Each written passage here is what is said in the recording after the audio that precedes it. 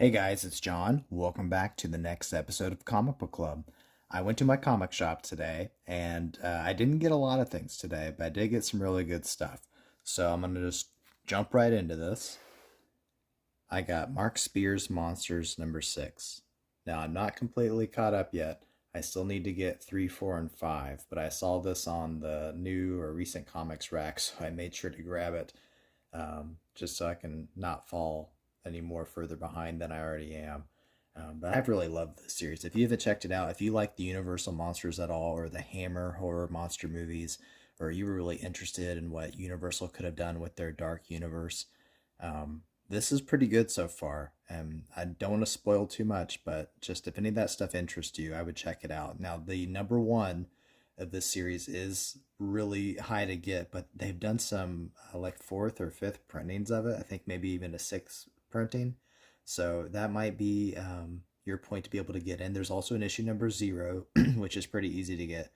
But you can also get them digitally too. So if you just want to see if this will wet your whistle at all as far as with comics, you might want to check it out. I was pleasantly surprised, so I really like this series. So number 6, and then I saw TMNT Journeys number 1. Now, Kevin Eastman has done a lot of TMNT stuff over the years beyond just his original run with Mirage. But what caught my eye here is that this is Peter Laird. And I looked into it, and this is a reprint of the volume 4 of TMNT that Peter did with Jim Lawson. So I just go ahead and grab that. And these are going to actually be coming out every month. So it'll be fun to collect. I mean, it's a black and white issue run. I'm going to go and open this up. It's a black and white, so it keeps up with the original volumes of TMNT. This was originally in like 2001, I believe. So you can see it just feels part of that original run. So if you wanted to get this, maybe you liked the original TMNTs, but you never really collected them at all, and you just needed an opportunity, now's your time. IDW is republishing these, or reprinting them. So check it out. TMNT Journeys number 1. And then Spider-Man Chapter 1. This is issue number 0. I grabbed a couple of these over the past few times I've been comic shopping. I haven't read through them yet. But then as I was going through them the other night, to make sure I'm not mistaken here and talking out of class. Yeah, these are John Byrne stories. So it's John Byrne's take on some Spider-Man from, I guess, from like year 1 of Spider-Man. So it's really interesting to see. So, and the feel of the covers feels just like how the covers felt when the Hidden Years of X-Men was published. So I feel like this was all around the same time frame. And John Byrne's pretty hit or miss, but he's definitely fun no matter what. So it'll be interesting to read through this, and once I get them all, or to get enough of them to start going to see what's happening here. I mean, John Byrne's take on Spider-Man. Pretty cool. Flash number 225. One of my goals with Barry Allen Flash is to get as much as I can of Reverse Flash. And then I already got the Trial of the Flash, and I'm trying to, and I have the issue, I think it's right after Reverse Flash kills Iris, and Flash is killed Reverse Flash, or maybe it's issue he kills Reverse Flash. I have one of those issues, but I want to get everything in between.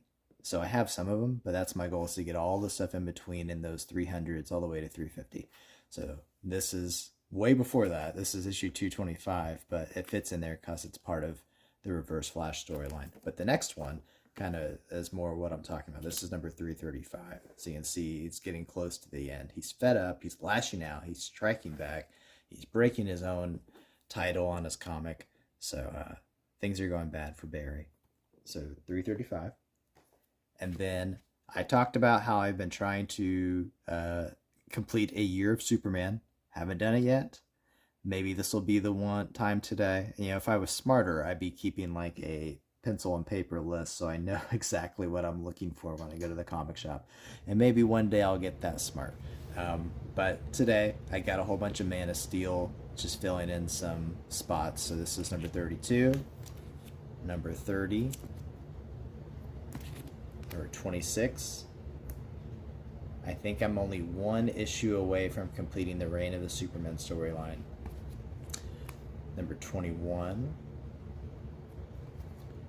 and number 34. So that's all the stuff I got at my comic shop, but that was not all the comics I got today.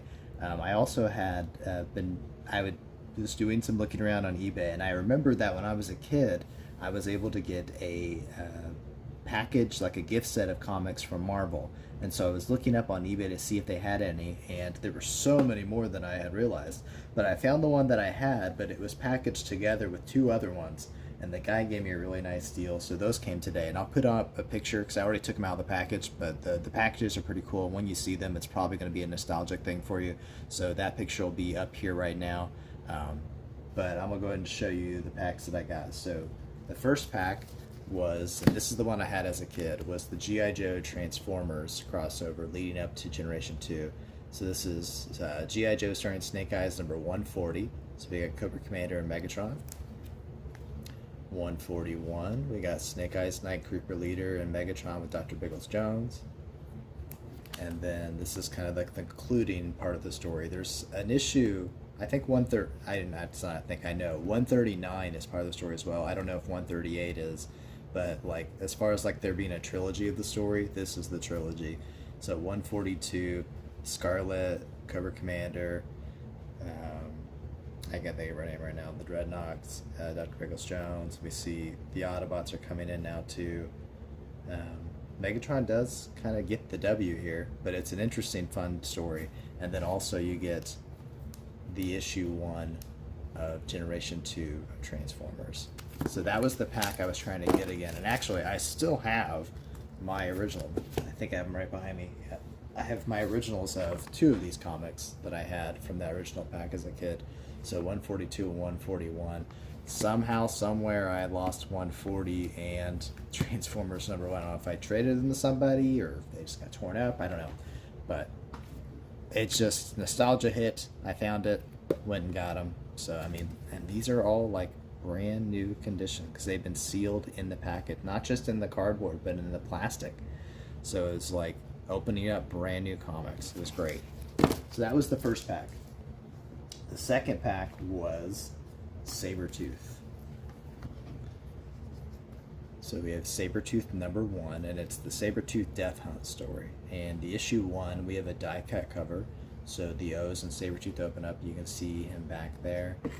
You open that up, and we get this cool splash image here. The interior art open, and then we got on the back cover. That's neat.